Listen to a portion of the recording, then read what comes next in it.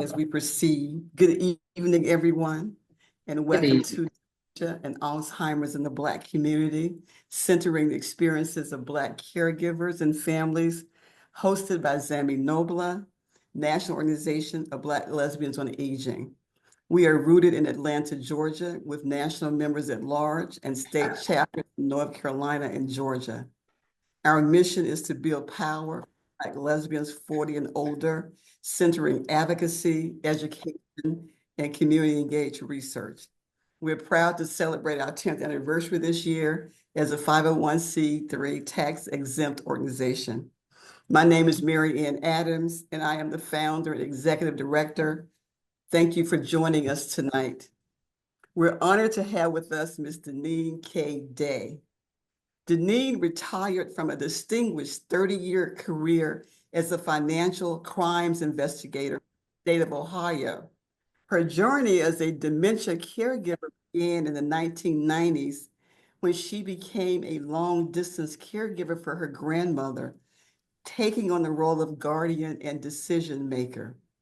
In 2007, Deneen's mother began to show signs of dementia, marking the start of her second tour of duty as a caregiver. Balancing full-time work, adopted special needs son and her mother, Deneen became a sandwich generation caregiver. Deneen's son was just 5 years old when his grandmother began to show signs of the disease, and he continued to be a young caregiver until her passing when he was 17 years old. To support her son through this journey, Deneen became an advocate for understanding the impact of dementia and caregiving on children, emphasizing the importance of awareness among teachers, coaches, peers, and their parents. Her experience as a caregiver for her grandmother and mother, both of whom succumbed to Alzheimer's, led Deneen to pivot her passion towards becoming a caregiver support group facilitator. She now leads two separate groups, one for active caregivers and another for those navigating life after loss. Additionally, she is a dementia specialist, community educator, awareness champion, State House and Capitol Hill advocate, and a member of AIM, National Alzheimer's Impact Movement for the Alzheimer's Association. Deneen is also an advocate and participant in numerous research studies focused on caregiving stress and finding a cure for Alzheimer's. And she serves on too many advisory boards for me to name tonight. You'll have to go and find her bio and read it for yourself. Expanding her ability to support those dealing with terminal diseases, Deneen's passion and she became a certified end-of-life doula and grief companion. She combines her personal experiences and professional training to support families through end-of-life care and the importance of nurturing good grief.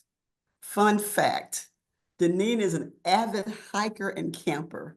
She is a weekend van lifer, having converted a cargo van into a camper van to travel, chase waterfalls, hike, and camp. She believes in the healing power of hiking because she knows that hiking heals, and practices grounding and forest bathing as self-care. She is also an advocate for seeing brown faces in green spaces. Oh, thank you so much for the warm welcome. Thank you, Mary Ann, for the invitation to come into your space and into the conversation.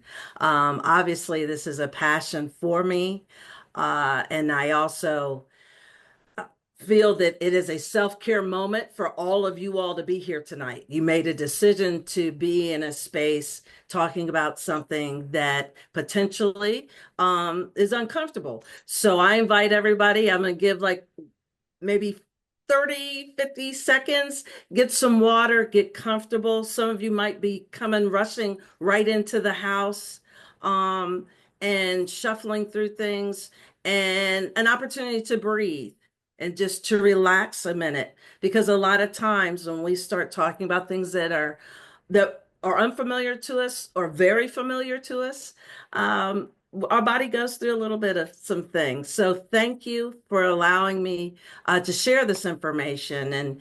And Marianne, you did a wonderful job of kind of rolling up how we got here. But I will say, uh, the saying is you either know a caregiver, you are a caregiver, you're going to be a caregiver, or you're going to need a caregiver is very real.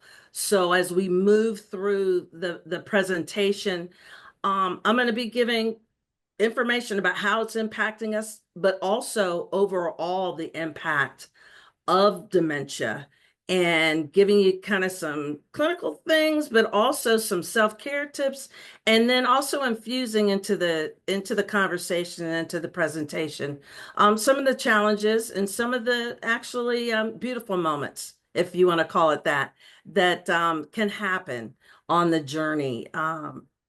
So I use always that memories matter, and how we focus on the memories and how we create those memories. So a lot of what I infuse in is how we continue to create memories, how we continue to have somewhat of a quality of life, not only for us if we're caregivers, but also for our loved ones on the journey. So a little bit more background about my family. I like to infuse it. My mother was an educator. And when she first started showing signs, she said to me, do what you can to share our story. You have permission to share the journey that our family went on. So I usually start off with, this is my mother and my grandmother. This is my mother's wedding day. And I share with folks, that was, you can see the nervous anxiety on both of them. But when both of them passed, they did not remember this day, and they did not remember the creation of me. So when we start talking about this, when we talk about the memories matter, we're looking at, if I were to show either one of them this picture at the end stage, they would not have remembered it. Speed up a little bit. Marianne talked a little bit about my son. This is a moment I captured, and my mother's journey was 12 years long. I did a lot of videography and a lot of photos of both of them together. I share this picture of the impact of me as a parent looking at both of them, and this is a day when my mother did not remember who he was and how it impacted him. So when we're talking about generations, there's 3 generations that are impacted by just this photo here of him responding to his grandmother not knowing who he was. So I share that to say that as we go through this journey, we're not only talking about the person on the journey, but we're talking about the ones that are close to them. It's generational, and it involves emotions of other people that are outside, basic ourselves. And this is the last one I show. He started his caregiving journey as 5. This is towards the end of his journey, and he loved on his grandmother, even though his grandmother couldn't love back on him because she did not know.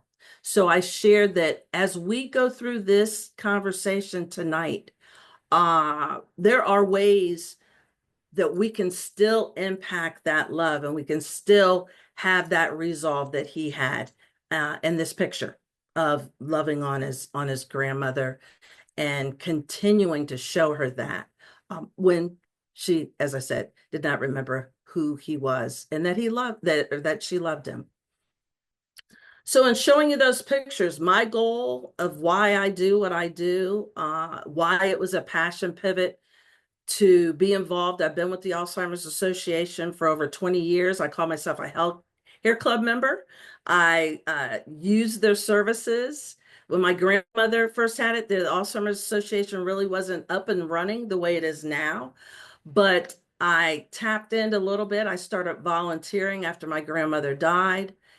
And subsequently speeding forward, when my mother started showing signs, I tapped in even more, became more involved in volunteering, and the goal is to have a world without it. So part of why I come out and I love talking to communities of color and women who are typically the cape wearers, is we've got to figure out how we can fix it. We can't rely on others at this point. So we need to understand that that's the goal, is to have that world. I usually start off with, a lot of people ask, what's the difference between dementia and what's the difference between Alzheimer's? So dementia is the umbrella, as you can see here on the slide. There's several types underneath that umbrella. The one that people know about the most usually is Alzheimer's, and that's 60 to 80% of the people that are diagnosed with dementia have Alzheimer's. Alzheimer's are plaques and tangles that impact the brain's ability to message to the rest of the body, to thrive, to eat, to sleep, to see, to do the things that we take for granted. It is the largest, as in this percentage there, but it also impacts people at different stages in different ways. So if there's 50 people that have been diagnosed with Alzheimer's, you're going to have 50 different behaviors associated with that diagnosis. So I always throw out there that there's no cookie cutter. The reason there's probably around 10,000 books on Alzheimer's is because everyone has a different journey with that. My grandmother had Alzheimer's. She became, for the first 2 years of the journey with my mom, I was in my late 20s when it started. We got a call from Elder Services in Cleveland, Ohio, that they had found my grandmother in a compromising position. Within about 8 hours, my mom and I became guardians over her. Elder Services was about to make her a ward of the state, but her Alzheimer's and her behavior became very volatile with my mom. So I didn't believe at the time I was just going to be supporting my mother as a caregiver. I ended up actually being the primary caregiver, the primary decision maker of my grandmother, because of the behavior that the Alzheimer's had caused her to change. So some of the other ones that we're looking at, Lewy body, if you're watching some of the stories about the different celebrities out there, Bruce Willis, Williams, they talk about the different types. Lewy body and frontal temporal lobe, why we bring that up to the focus is because it has behaviors that usually change very drastically. It's also very problematic for caregivers, the family of the person on that journey, to care for them, because they might have more aggressive behavior, bad decision making that involves finances, if they're married, stepping outside their marriage, those types of things. Some of the others, Parkinson's disease. A lot of people don't realize Parkinson's disease is a part of the dementia umbrella. If you watch football, the NFL right now, CTE has helped in identifying what is happening with the brain when there's trauma, whether it's due to actual physical trauma or whether there's some other things going on. Now, Alzheimer's, back when my grandmother had it in the 90s, it was autopsy. That's how they could identify that you have Alzheimer's. Now we can do CAT scans. We can do several different types of scans and identify that that's the type that a person is dealing with. I leave the last one there, vascular, and we look underneath at that mixed dementia. My mother originally was diagnosed with vascular dementia, and vascular dementia is one of the highest dementias in communities of color. It is due to high blood pressure, high cholesterol, and what those two things, and diabetes also. All three of those things can cause TIAs, mini strokes, MINI strokes, and those are actually impacting the vessels into the brain that is causing the messaging. So when we're talking about the plaques and tangles in Alzheimer's, that is causing a disruption in the communication. Vascular dementia due to the vessels being what I call shard, due to the strokes, due to the TIAs. And we're not talking about necessarily a stroke. Most people, when they think of a stroke, they're thinking the facial, the facial change, loss of use of a side, it impacts one side, those types of things. These might be very small, where a person might think they have a headache or they're just not feeling right. Those are the ones that start damaging the vessels to the point of they have the vascular. Subsequently, years later, my mother then was diagnosed with Alzheimer's. So she had a mixed dementia. She had both.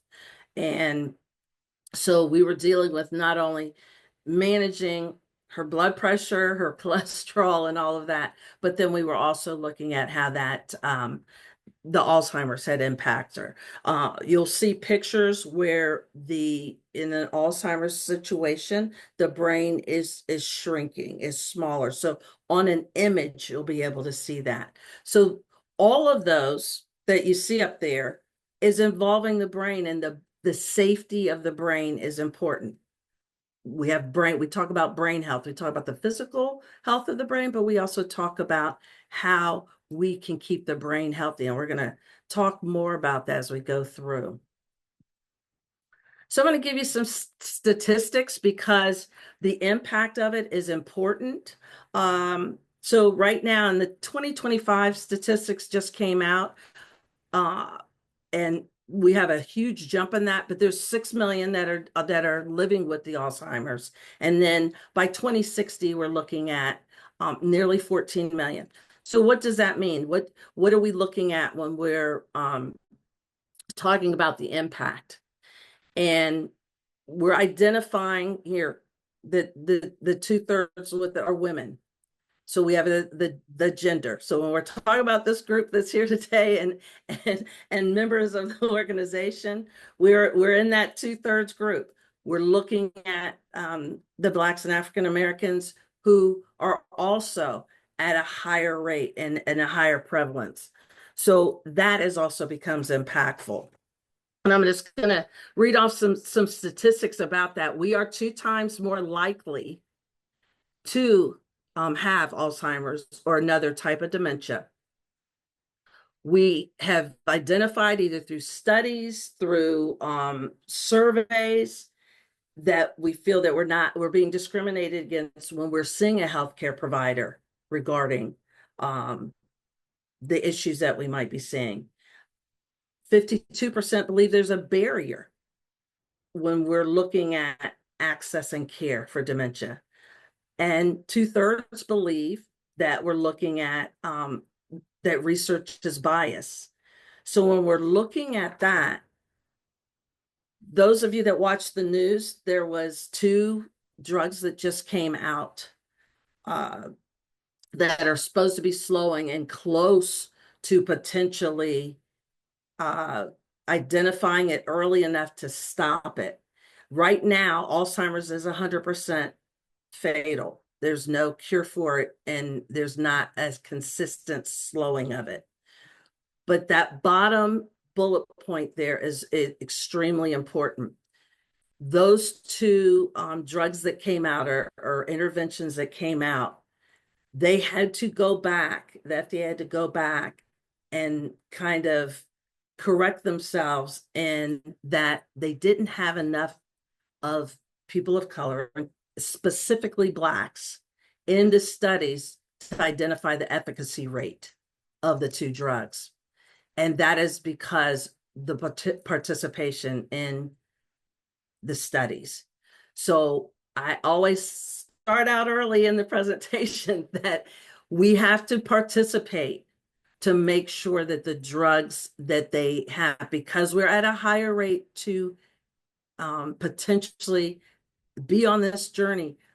If we don't know if the drugs that they are putting out there, and some of them are costly, if we're not knowing whether the efficacy rate is going to help us, then we're gonna, that number is still gonna start rising with us. The same with if there's blood pressure medicine out there, whether it has an efficacy rate with us. So we have the Tuskegee issue of trusting that. So we try to go out and make sure almost all the studies I'm in, all of the advisory boards I'm in, they are Black providers. The researchers are Black. The providers involved in it are Black because they want us to be in studies where they are making sure that we're protected, that the study is going to have a reflection of what is going to help us. So I emphasize that bottom one. And they're not only there's not all of the studies aren't invasive. A lot of them are very passive in that they're not sticking anything in you. They're not taking anything away from you.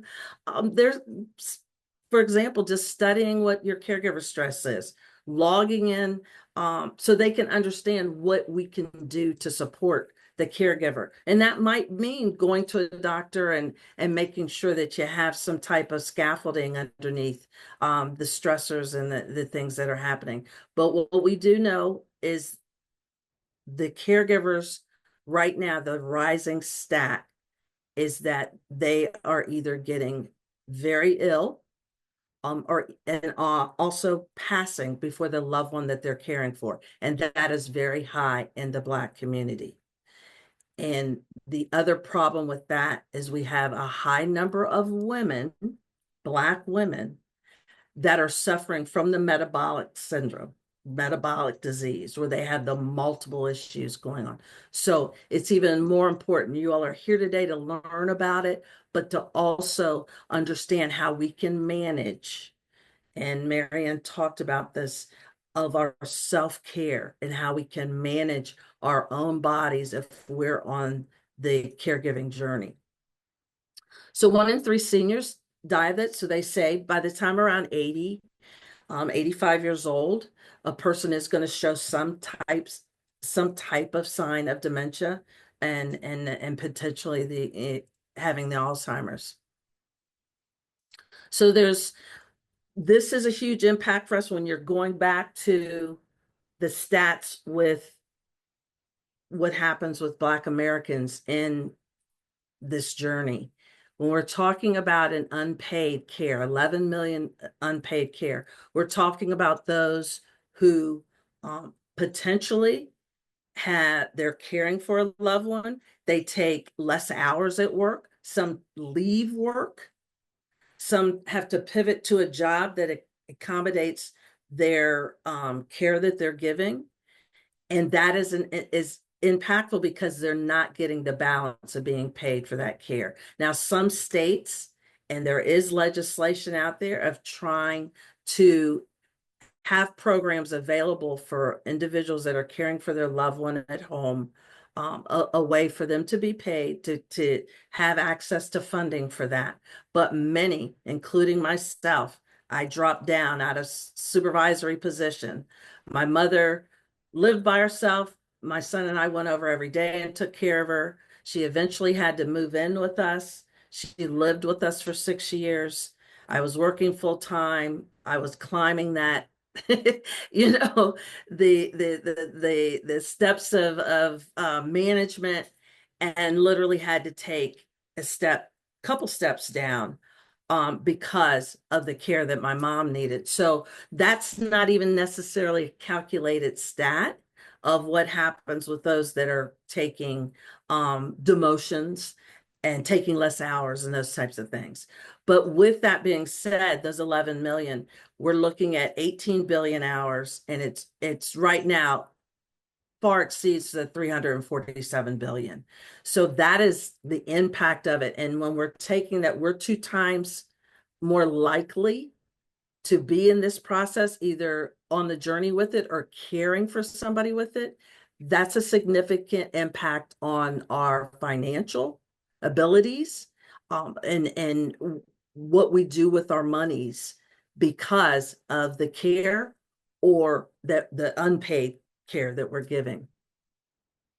So who are they? They're the two, like I said, the 2/3 are women, 1/3 are daughters, similar to my situation.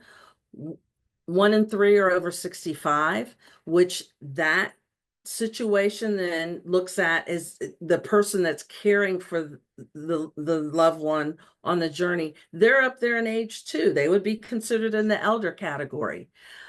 the 1/4 of the sandwich generation caregivers. And so they're taking care of the both. And that we're finding that more and more often. We're identifying what's called younger onset or early onset dementia. And those are individuals that are in their 40s. So many of them are parenting young children in school. So they're doing both, trying to work full time and also caring for their spouse and their children at the same time. And so there's a different need there with that sandwich generation. What does that look like? What does, the situation of not only having to take care of the person that's on the journey, but how that impacts and that journey of the 6 years that my mom lived with us, and then she had to be put into a facility. What does that look like for me caring for both my son and her at the same time? Once again, the income, 41% are in an income that's less than 50,000. So when we're looking at outside involvement with care providers, whether it be someone coming into the home to assist, potentially that loved one having to be placed into a facility, what does that look like when you're looking at an income of $50,000? 66% the recipients live in the community. When we're talking about that, we're talking about they might be living at home alone. We have families that are spread all the way across the country. We have many that are in their home alone and they're on the journey. So what does that look like as far as their care, as far as their safety, and et cetera? So when we look at the jump of what's the 360 billion, and then by 2050, 1 trillion. When I go and do advocacy work, is looking at what the funding is needed to support that type of care. And we're going to talk about it a little later, but the planning of what that cost is, who can do the care, and so forth, and the type of dementia that they have, what behaviors are causing, problems, and maybe having to be creative in how you care for them, because how it's impacting their behavior and how it's impacting their ability to do their everyday living. So making a difference in the community. The Alzheimer's Association, and going back to the studies that we need to be a part of, the 920 active projects that are out there in 45 countries across the world, they're investing that. They are a part of, we have a diversity project out there to identify what our needs are as far as our community versus other communities that are out there. So there is a push for that to happen, to identify and not just lump us all together. Because if you take that first stat, we're 2 times as likely. We can't always lean on, well, what's working for everybody will work for us. So when we're looking at, and we talked about the things that the Alzheimer's Association can do, but I want to talk a little bit about, and Marianne and I, when we had talked before, when we're looking at, we talked about earlier about there's Alzheimer's, there's vascular dementia, there's Lewy bodies, there's all these different things. We sometimes talk about why do we need to go and get the diagnosis? Why, if we talk about like 10 warning signs, someone forgetting how to do their daily living. So when they wake up in the morning, they're not sure, they go in the bathroom, what they're supposed to do. If they were very meticulous about their bills and all of a sudden bills aren't being paid, the account isn't being balanced to the penny anymore. But when we're looking at those things, we want to drill down and see that there's a potential that someone, and a lot of people don't realize this, there's UTIs, there's urinary tract infections. Males get it too. Those can mimic the same things that we're seeing in people that have Alzheimer's and dementia.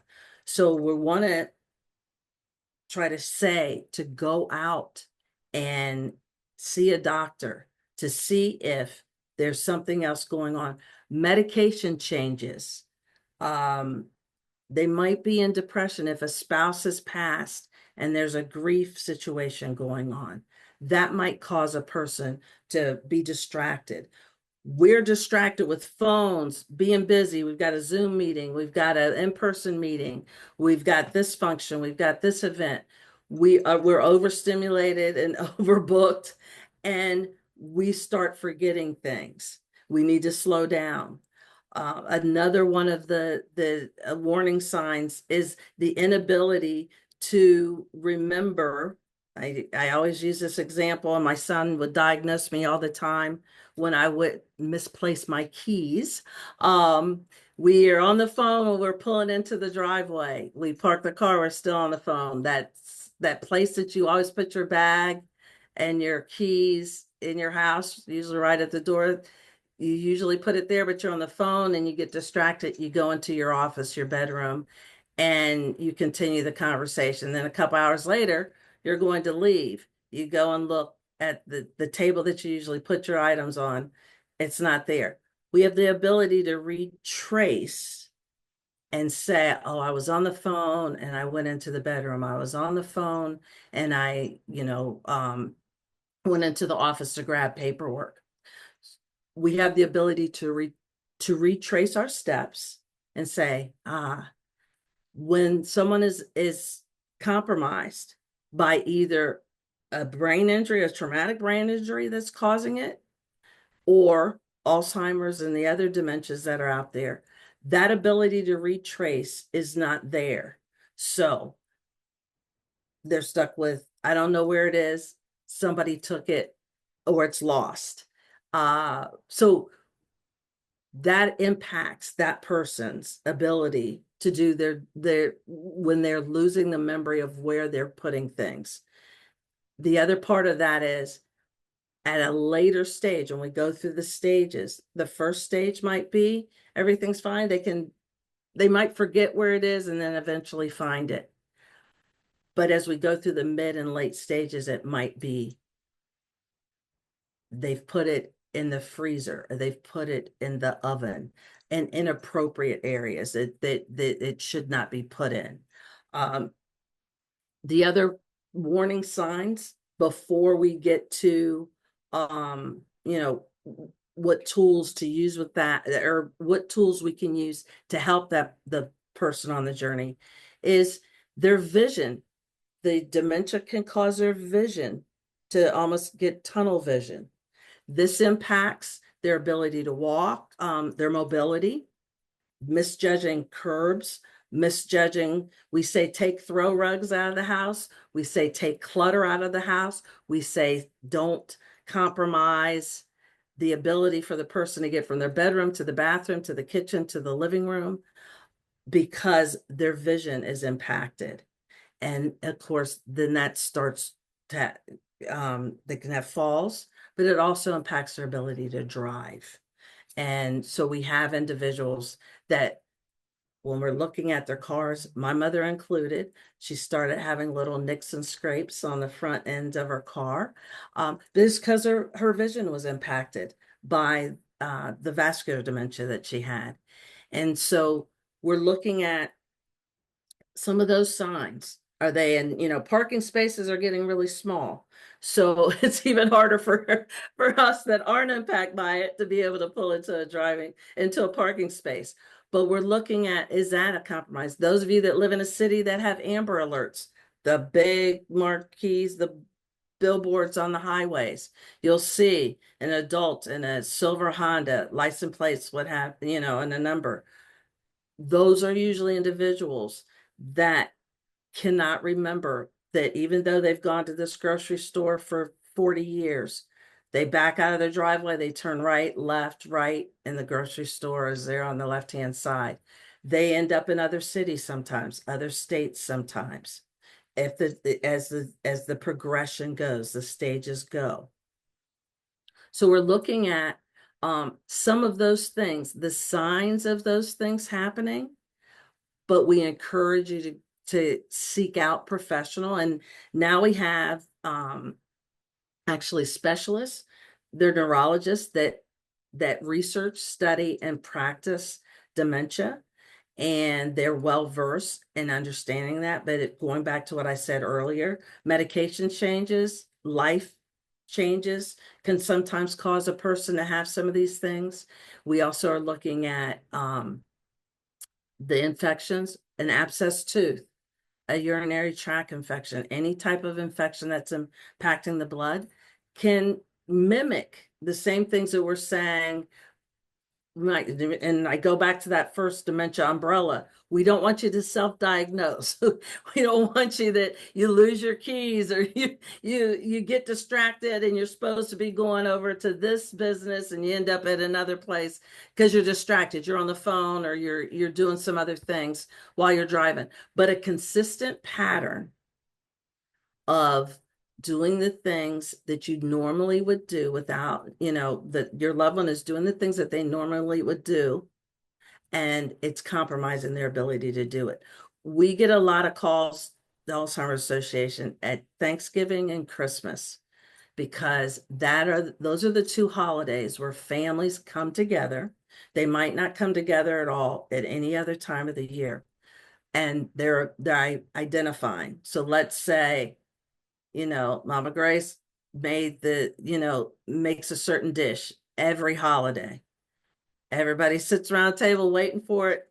They go in and dig in, and it doesn't taste anything like what it's supposed to because salt was put in instead of sugar, or they forgot to put a part of the recipe in because they've forgotten the recipe, even though they've been cooking it for 60 years. So that starts the family to start questioning, and that starts the family going, something's going on. They might find the house in disarray at Thanksgiving and Christmas, and that person might have been very meticulous in how they cared for their home. They might be dressed differently. And go ahead. Parking payments. Hello? Put it on our phone, babe. Oh, Download. Jacqueline, I think thank you. So when you're looking at when the families get together at that point in time, that's when they're identifying some things are just not right. And those things are compromising, and there's no set period in time. Vascular dementia usually has an impact when the TIAs happen. So it's a more truncated, so it's a more of looks like stair steps.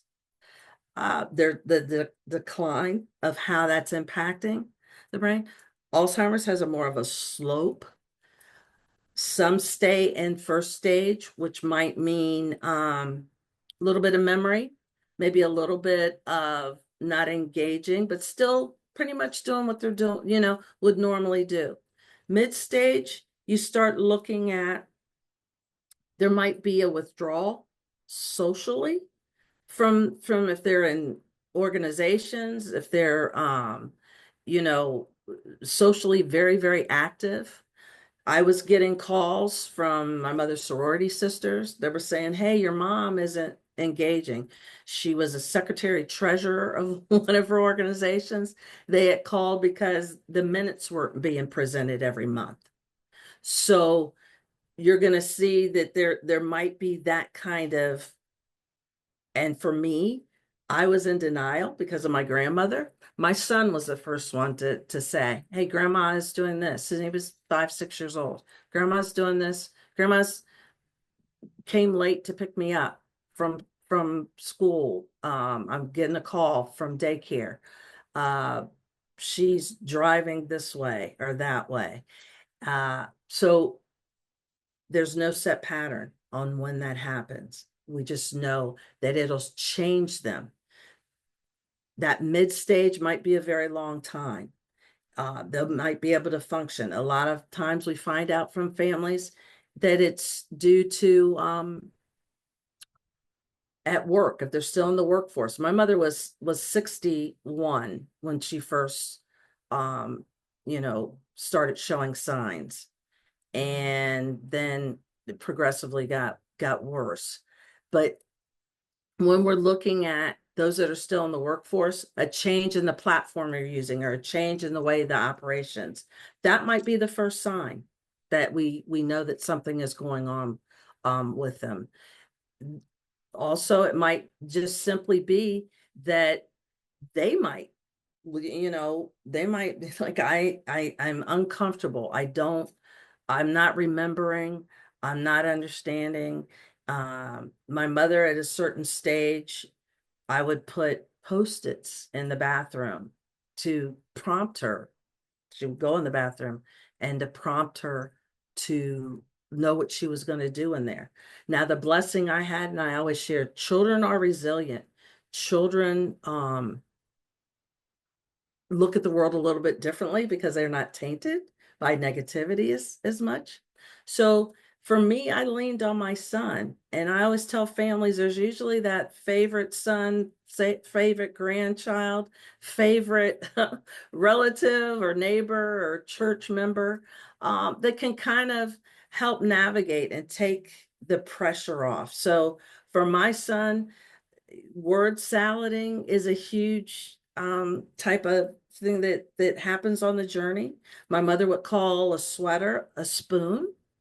And so he knew what his grandmother, that she was cold and she needed a sweater, even though she was saying she wanted a spoon. So there's a word salading that might happen mid to late stage. There's also the loss of thought. So when they're talking and trying to engage in a conversation, they'll lose their thought. My son was great at figuring out what his grandmother wanted, but I also, and this is a big thing that we have to remember, those that are on the journey, is to still respect them, still let them have their independence. So I would say to my mom, if you're in a conversation with somebody, do you want me to finish your sentence?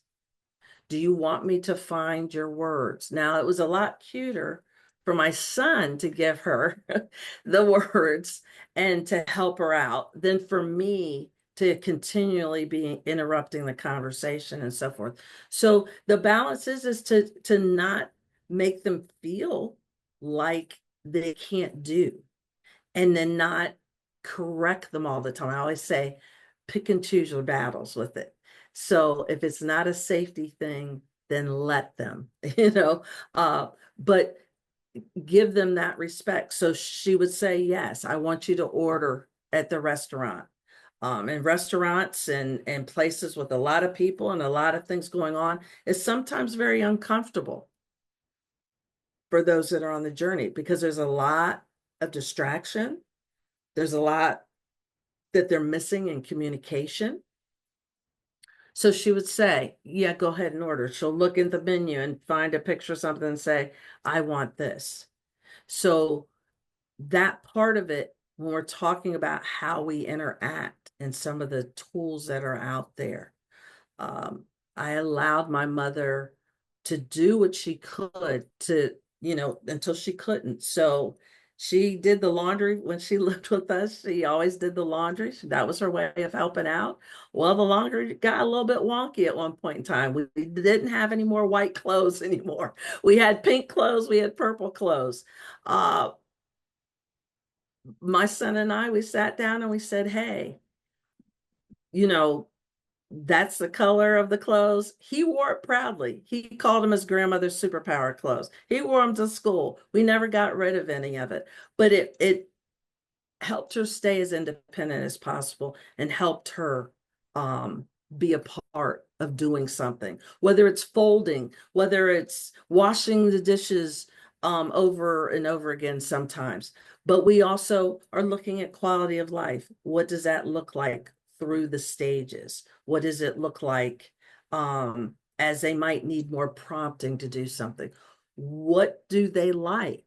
That's an important part of it.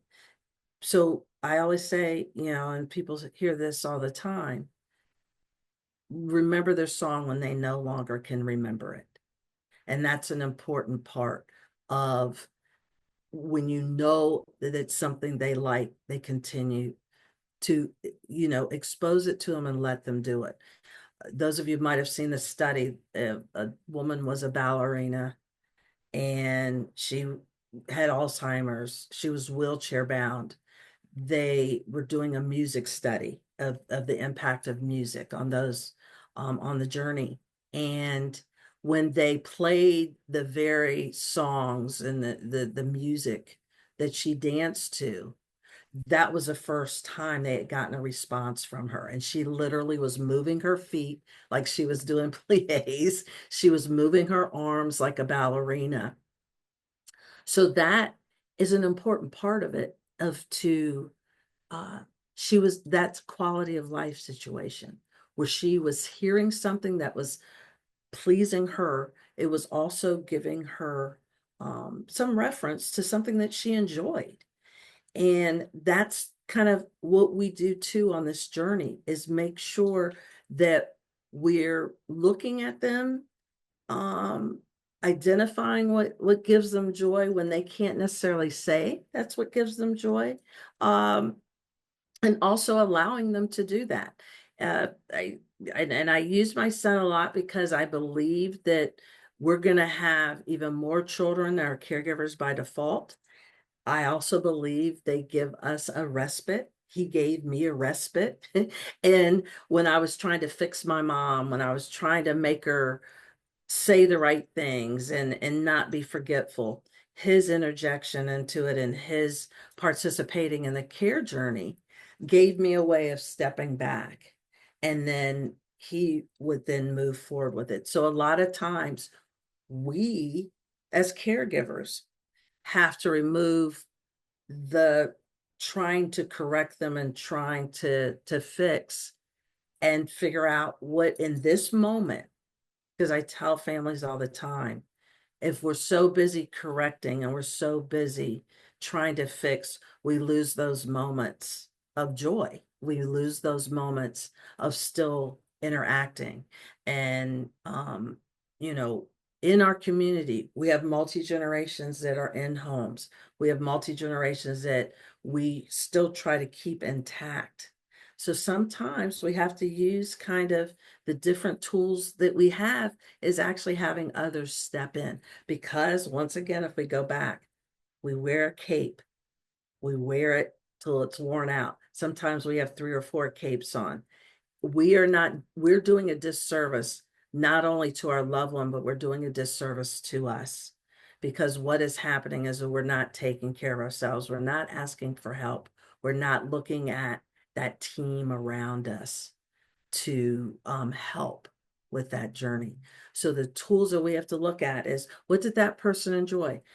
A lot of times with the Alzheimer's in the mid and the late stages, they'll go back in time. They'll go back sometimes 40 years. So the music, what type of music they like, what type of things they like to do, who did they like being around. That is an easier kind of conversation. The novel of right now and what's going on right now isn't necessarily resonating with them, but what they were doing and what they enjoyed, and they'll have conversations. Late stage, you'll have families say that, my mom keeps talking about, and my mom did the same thing. She wants to go home and see her mom. She's worried about where her mom is because they're going back in time. So we have to come to a way of ourselves figuring out how we can join them where they are. And I say meet them where they are, and figure out how we can regulate ourselves to meet them where they are and come up with some canned responses to that. Because looping and asking the same question and perseverating over that same issue is prevalent also in the disease. So you'll hear people, and it might even be in your families, I want to go home, I want to see this person, of how you manage that. And a lot of times it's deflection, it's to change the subject or say, yep, you're going to go see them. We look at it, we call it therapeutic fibbing, but we need to distract them away so they don't perseverate to the point of wanting to wander or wanting to do other things that are not safe for them because they're perseverating over that point of wanting to go home or wanting to go see their mother, their father, that type of thing. So it's really important that as a caregiver, we figure out how we can move in that space and how we can address some of the things that are going to come up and what our response is, because we're not necessarily going to be able to change the disease and what the disease is doing to them, but we can change our response. And they become very intuitive of feeling anxiety with us, frustration with us, anger with us, all those things. And they're responding to that energy that's out there. So if we become anxious because they've asked 3 or 4 times, they've looped the question, then they're going to become anxious. They're going to mimic what we're mad, they're going to feel, or they're going to feel bad. So we've got to regulate our own response to it and try to figure out what we can do and how we respond. And what does that look like? The words we use. We don't have to be super creative. There's box answers. Like I said, my box answer to my mom was, we're going to go and see her tomorrow. And then we're going to see her tomorrow. So we can do that. We can kind of put that, as I call, like a toolbox of our responses, our toolbox of how we can de-escalate ourselves. And one of the ways with in the slides I'm going to show you here is making sure we're going out and asking for help, that we're asking others to help us on this journey as caregivers. And the slides I'm showing you here, all that is offered at the Alzheimer's Association is free of charge. We don't charge anything. It's available. There's chapters all over the country, multiple chapters in most states. If you go on the website and you put in your zip code, it'll actually tell you. The care consultation is master level. Social workers and medical providers that can take your specific issue that you're having with your loved one. And it might be right at the beginning. We also get calls that loved ones are in mid and end stage, but to tether through what you're seeing, what's going on, what are the dynamics that are disrupting life. Support groups, Marianne said earlier, I did 2 support groups. I went to support groups for 12 years. My mother's journey was 12 years. And they were a huge, huge help for me to be in a safe space where I could be mad, be sad, and be around other people that were on the journey. And that is a really important, because you're going to meet and be engaged with people who don't understand the journey because they haven't experienced it. So they don't understand, when I would get to work, if my 2 shoes matched, it was a good day, because the school might call, my neighbor might have found my mom fallen on the sidewalk. The facility might have be calling because something happened at the facility. And I will tell you, everybody's journey is different, especially if they have multiple. My grandmother's journey was not great. When she was placed in the facility as soon as they discharged her from the hospital, when they found her. And back then we didn't know how to care for Alzheimer's. We didn't know that much about it. And her care was compromised because we just didn't know how to manage, especially behaviors that were abusive in nature, aggressive in nature.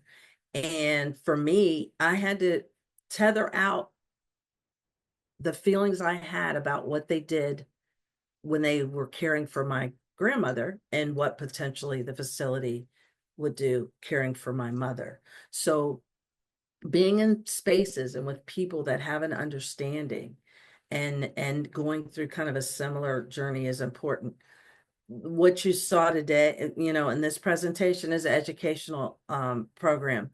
We have probably over 20 of them that you can go online and see. live in a Zoom setting like this. There's some that you can, just access on the website, but we have one on communication. We have one on self-care. We have one on the 10 warning signs, which I gave you a few of those. We have different ones and also different stages of how the disease is impacting. So those are just a couple of them. We have the early stage programming, which is helping with people that are just right at the beginning of their journey. We do a lot with not only the caregiver or the family, but we do a lot with the person that is having some of the first stage kind of behaviors and the first stage issues. And it's kind of helping to understand, how we manage that first stage and what are we looking at in the future to keep them safe, to keep the quality of life is the best we can. The 24/7 helpline, used it all the time also. Most caregivers, the bewitching hour of availability of researching is usually between 1 and 3 o'clock in the morning. So the association has said, we want to give accessibility. The platform that it's on, there's also a navigator on there where you can access forums. You can literally type in the question or the issue that you have, and there'll literally probably be about 30 people across the world that is also having the same type of issue. And once again, it's a safe space to ask and be okay with whatever emotion is being, listed. And so these are some examples of Alz Connect, the Community Resource Finder, and Alz Navigator. All three of those are just huge resources that you can access at any time and ask a question or find some resources close to you in your community. Really important. Let me see here. So the end part of what I wanted to kind of share, and then we can get to questions, is have a self-care plan. It is extremely important of what your self-care regimen looks like. What are you doing for yourself? What resources do you have out there if you're on the caregiving journey to be able to do your self-care? And my self-care, I, like many caregivers, I was taking care of my mother. She was in a facility. I found her brother in a compromising position. I ended up moving him down here from Cleveland. So they were both in the same facility at the same time. And then they were also both in the same facility when COVID hit. So during my self-care during that period in time became extremely important because I couldn't see them. My son couldn't see them. So I had to come up with a way of replacing that. So what is your self-care plan? Go talk a little bit about finances. POA. There's a healthcare POA. There is a financial POA. They're two different things. Everyone should have a POA in place. And the importance of when we're talking about Alzheimer's, we're talking about the different dementias is once there is a diagnosis, for example, usually the initial diagnosis is mild cognitive impairment.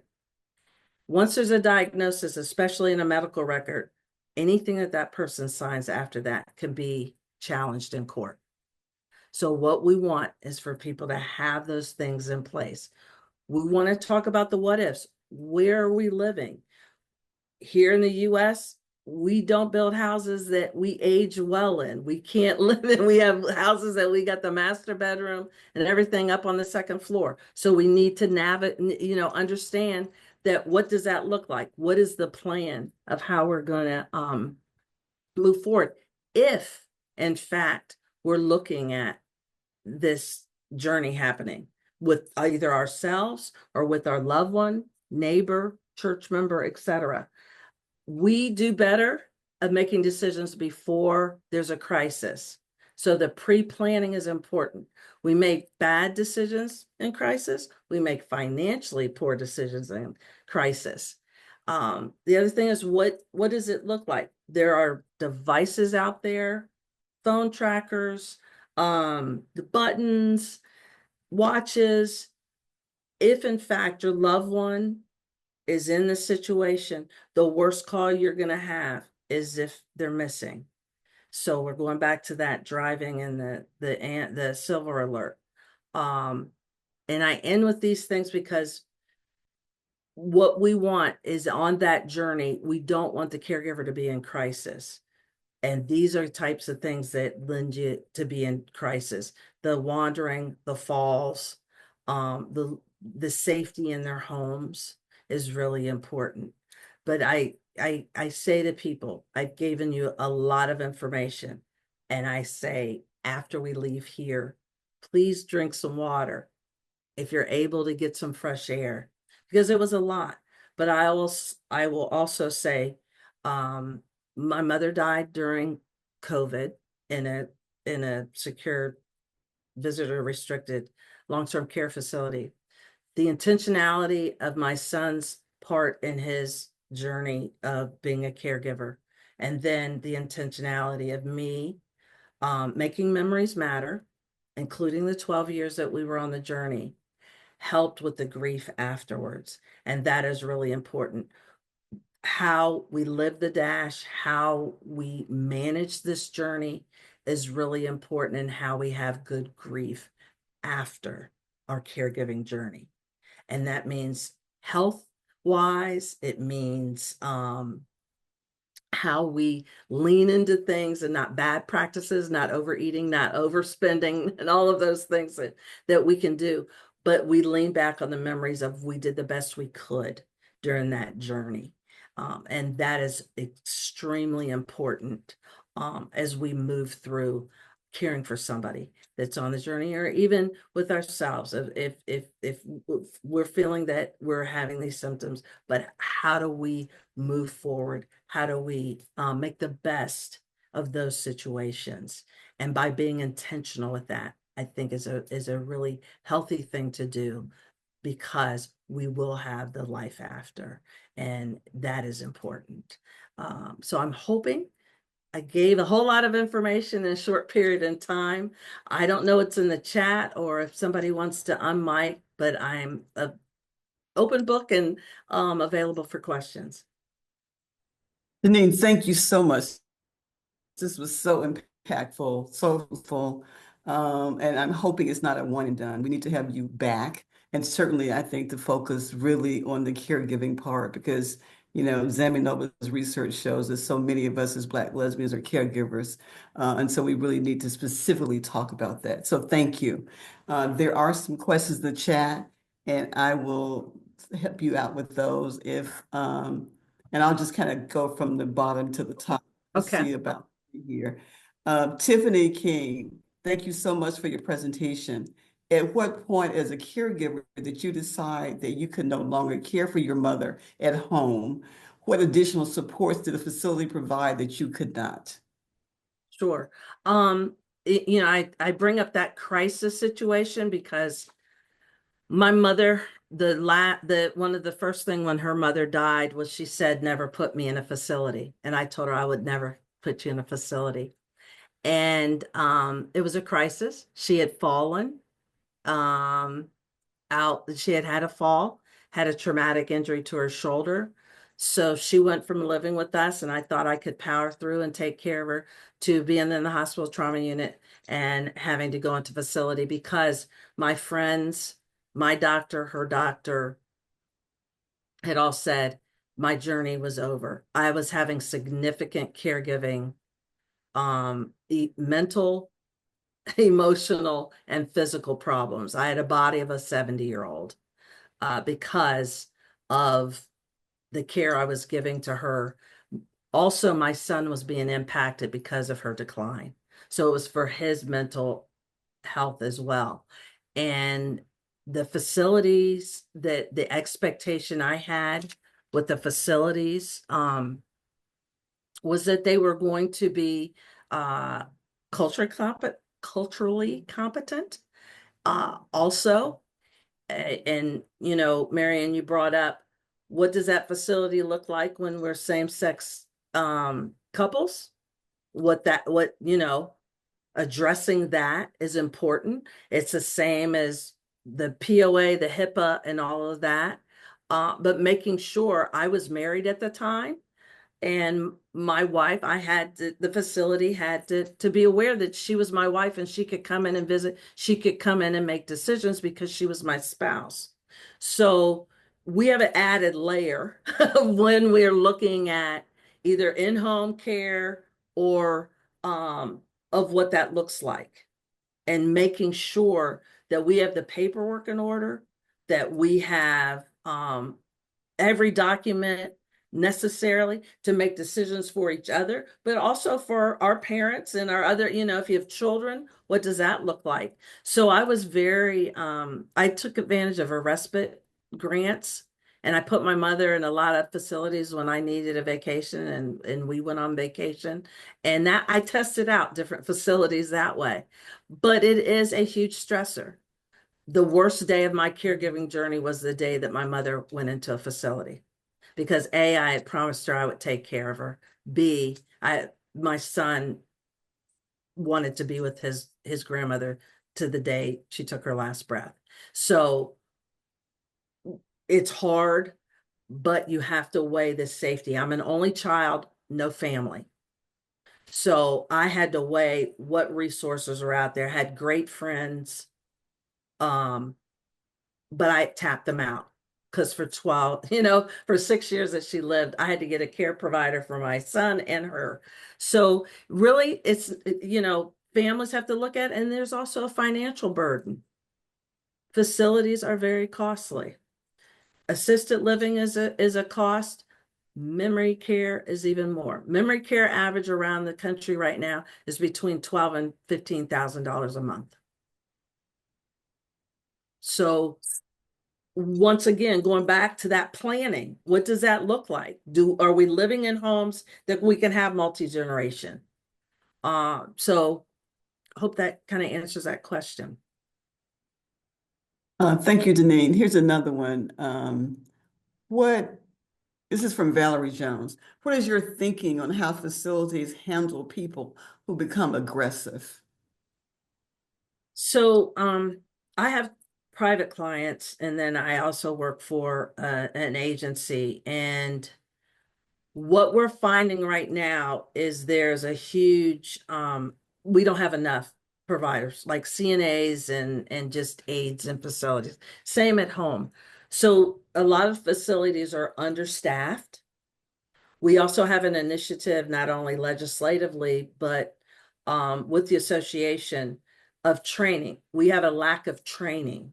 So the care partners, aides, whatever title they give them, a lot of them are 19 years old, which is not necessarily age for them to wrap their head around what they're hearing and seeing.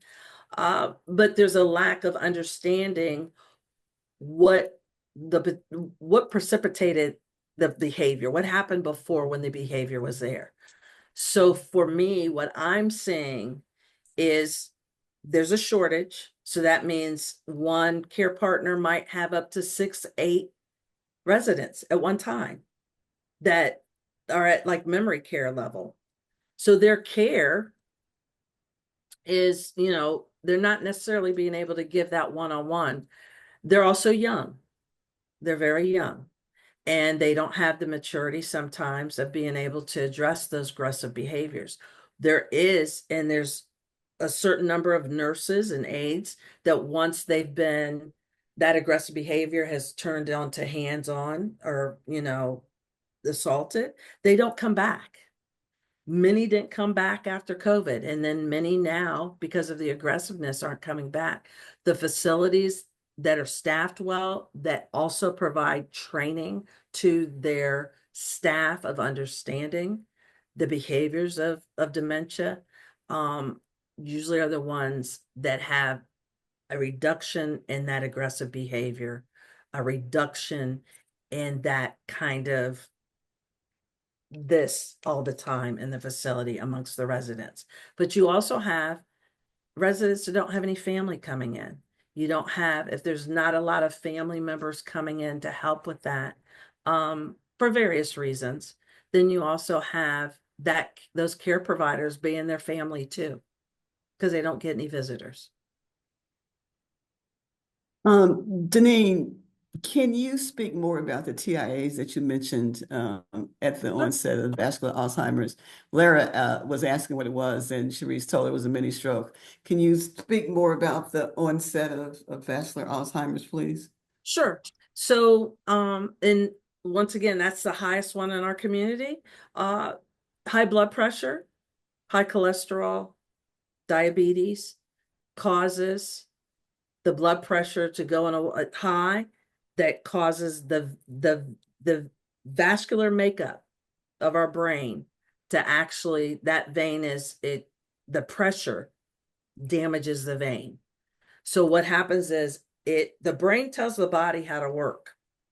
So when the vessels that communicate to the body are damaged, you're going to have a dementia presenting person. So it is imperative that we manage our blood pressure, our cholesterol, and our diabetes, because it's statistically and medically proven that the reason that is as high as it is because of that metabolic. When I talk about that metabolic syndrome, the metabolic syndrome is having all of those things at once, and our body can't, and the brain gets damaged because of it. So I hope that helps.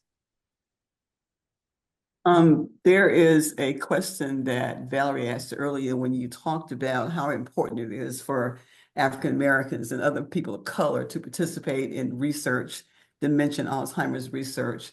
And her question is, are people asked, because sometimes we're not asked to participate in clinical trials or in public health research? Right. We're not. Sometimes we have to go and seek them out. I would say if you are in a city with any major hospital that has a research hospital, they have studies.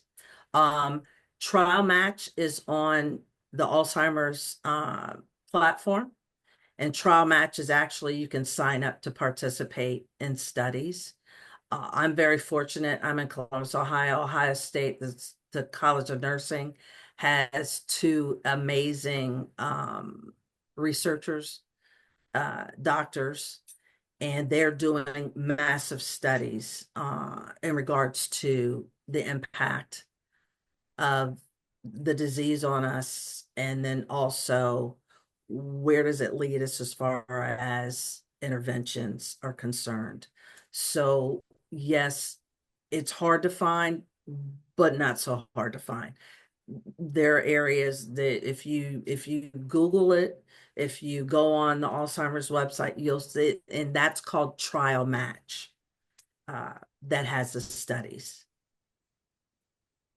Rosalind says that my partner is in a facility. We were never married. She is very aggressive. Recently, she had 2 black eyes. Other than APS and ombudsman's, what can I do? So you have care plan meetings, and a lot of times I suggest to a family is to find out how the staff is interacting, because a lot of times you might know information that causes agitation in your partner. The facility might not, and understand they usually have either 2 shifts. They have staff that works 12-hour shifts. So they have 2 shifts coming on. They might have 3 shifts coming on, depending on how they're staffing the facility. But they have new ones coming on. So making sure the chart is updated, the care plan in their chart is updated, that says, there might be a care partner that comes in that wants to put a certain item on, dress them a certain way. Showers are a huge issue because the avoidance of wanting a shower. So the more they know about your loved one, your partner, and having it in the chart so that that is not the agitation. Food, they're sitting there and they keep putting chicken nuggets or chicken fillets in front of them, and they don't eat chicken. Well, you're going to have sometimes the throwing and stuff from that. So the more information you can give them, the more times I tell families come at different times of the day to try to see if the agitation is more in the morning, more in the afternoon, more in the evening, and try to help them walk through that. Excuse me. Almost all facilities after dinner, they kind of, sorry, they dim the lights, everybody gets their meds, and everybody kind of goes to sleep. But in this disease, we have people that have their days and nights mixed up. Sometimes that's everybody's up and everybody's moving around. It might be that they're at a table with someone that they don't get along with at meals.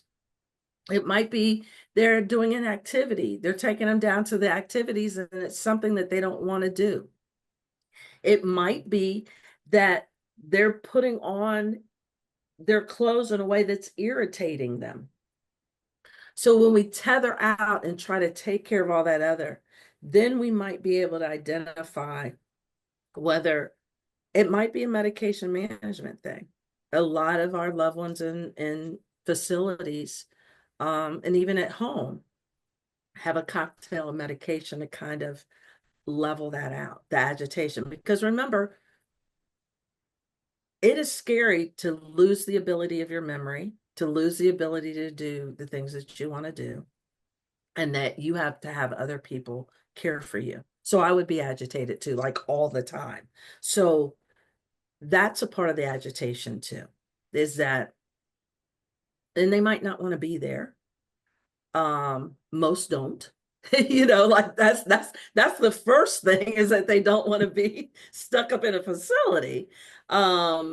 So kind of stepping back and kind of peeling back the onion, and you as a partner knowing them better than anybody in that facility and saying, why don't we try this? Why don't we try that? Because when you're showing the facility that you're trying to solve and versus going in, I call it the tornadoing, like you're just going to go through and curse out everybody and be mad at everybody, but try to tether that out. It shows them that you're trying to work with them. So the director of nursing, the activities director, if they have someone that is over the aides, the care partners, as they're calling them now, you can ask for a meeting with them. You can ask and as a team try to figure out what that is. But how long they've been there is also some facilities don't like family coming for 2 weeks just to get that transition once they move in. Some don't. It's not a good idea to take them in and out, take them to meals or take them over, because they have to transition back into the facility. So there's a lot of things that you can talk about with them. I will say no facility is going to stop our loved one from falling. My mother fell twice and she looked like an MMA fighter because she forgot that she couldn't walk.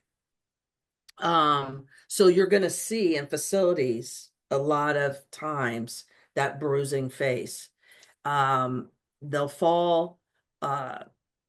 We hope they're managing residents so the residents aren't causing this with each other.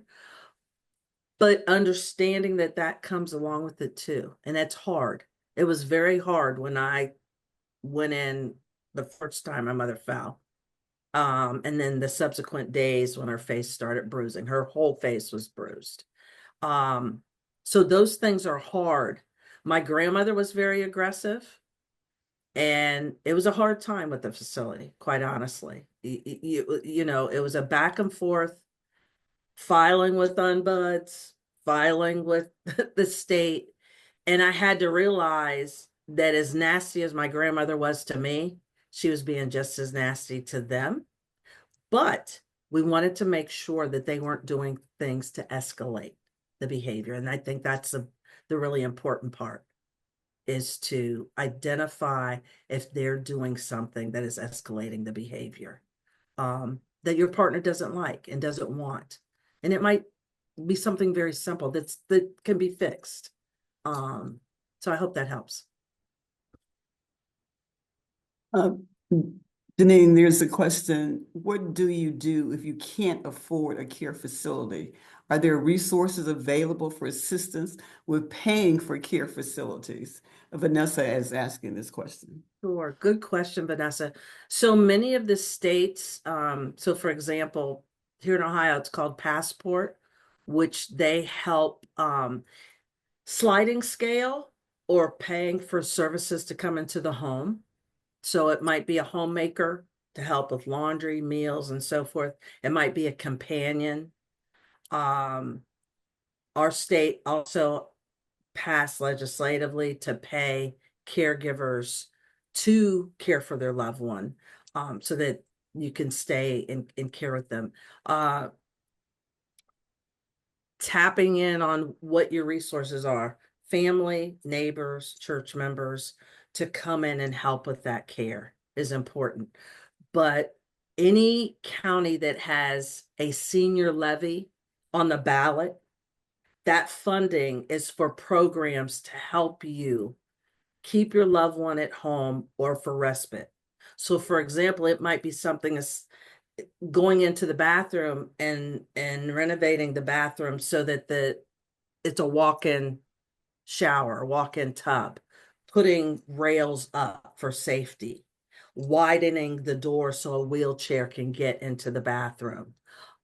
So we looking at it might be senior options, it might be the Office on Aging, those types of titles. But definitely if there is a levy that has been passed, and usually those levies do pass when they're on the ballot, they usually have resources. If you don't qualify or they don't qualify financially, typically it's sliding scale. My mother was a retired teacher. She didn't qualify for anything until the very end, but they sliding scared. My mother went to a day program. The interesting story is when I got my son, he went to an intergenerational daycare. They had elderly folks there and babies, toddlers. The letter said, bring a change of clothes, diapers, a snack, a coat to go outside, and the medications. Years later, speed up. My mother went to the same day program. They said, bring a change of clothes, diapers, and so forth. So there are programs out there that literally you can drop your loved one off in the morning, go to work and do the things you need to do, and then pick them up later. So those are some of the options that are out there. The payment for those things, look for your county funding. Look to see if there's any type of grants. I took advantage of respite grants, which meant they paid for my mother to go into a facility, or I could have had push-in care, usually a week. And that gave me respite and gave me a chance to breathe. But look at your county resources. Thank you, Deneen. It's 8:56, and unfortunately, we don't have time for any more questions. I do want to read a few of these comments, though. These are not questions, but they're comments. Tiffany wanted to thank you again for answering her question. And Gina says, yes, please have Deneen back. This was very informative. Thank you. And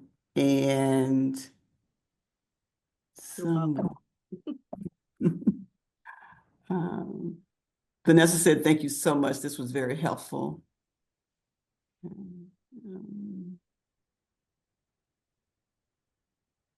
Here's one new. Valerie says, thank you. I just wanted you to hear these thank yous. Deneen. Oh, no. I will take them because it's a labor of, I want us to be healthy and I want us to care for our partner, care for our parents the best that we can. And the memories matter, and living your dash is just so very important because we sometimes get sucked into caregiving. Yes. We don't live our dash. On that note, since we do have 3 more minutes, I just want to ask you to speak a bit about support groups for women And are there support groups for women who have the awareness that they're in the early stages of dementia? Are there groups of folk who are experiencing dementia and Alzheimer's? Yes, so many of the cities are starting now to have that early onset or younger onset groups for them to come now, whether it's women's based, it might be, mixed gender in there. So the support group I have is actually at an open and affirming church, and we encourage couples. So the majority of the group that I have are women who their partner is on the journey. So depending on your city, tether through and find, and there might be women's groups. We're trying to get churches involved. We are partnered with the AME Church. We actually have a memorandum of understanding with them to partner with them. But finding your tribe is basically, looking for, but we're trying to make it a safe place for the early onset to come together, and also same-sex couples and what that looks like and the challenges that we have in that. Early on, we had problems with same-sex couples being in long-term care facilities together and, letting them room together, because they've lived together forever, but yet when they get placed in the facility, they're like, didn't treat them as a married couple. So, yeah. Yeah, there's still an issue in some states.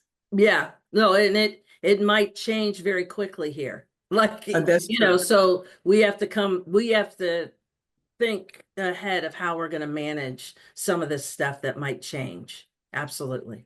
Absolutely. And that's where the advocacy is so important, that we collectively start to advocate for some issues. So let's just keep talking about what we can do. Absolutely. And I just did an article and talked about my journey. The more of us that come out and go to advocacy days, representation matters. So the representation that I am a Black female, lesbian in here, and these are the challenges that I have, is important, because if they don't see us, we disappear. We'll disappear from funding, we'll disappear from care, we'll disappear from diagnosis, we'll disappear from getting the things we deserve as couples. Yes, and I'm just going to read two more comments and then we are going to say goodnight. Grace says, thank you so much. I caretaker my mom, so your story is so right on the mark. Latifah says, I so appreciate you educating us with this vital information and sharing your personal journey. And on that note, we will say thank you all so much for joining us.